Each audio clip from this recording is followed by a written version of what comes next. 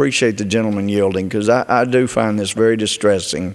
We're in the Obama economy. Reclaiming my time, it does my heart a great deal of sadness to see my friend from Texas without a little bit of a twinkle in his eye, which is so commonly there. But this is a very serious subject, isn't it? I mean, we try not to yell and scream too much about it, but we know that economically what's being done is going to harm our constituents. It's getting rid of jobs. It's making the small businessman have to basically shutter down and to keep his operation small, which is exactly the wrong thing for what we should be doing.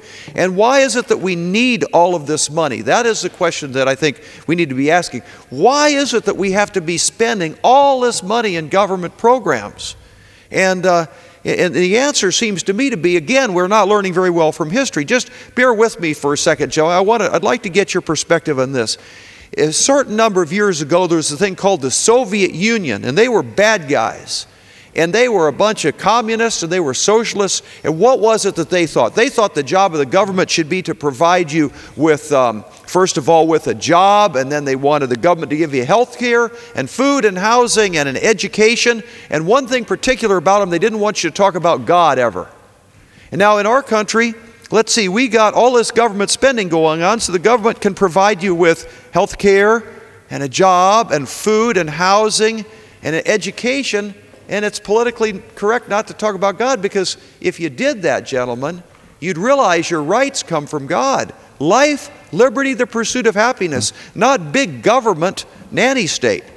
And I just wanted to toss that out to you, see if I could get a response from my good friend from Texas. I yield.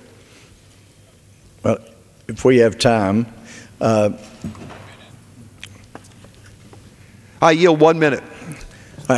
When I was an exchange student at the Soviet Union back in 1973, went out to a collective farm, and I've worked on farms and ranches. It was about mid-morning. The farmers obviously hadn't been working. The field was suffering, and I said in what Russian I could speak back then, when do you work in the field? And they all laughed, and one spoke for them in Russian and said, I make the same number of rubles if I'm out there in the field or if I'm here in the shade.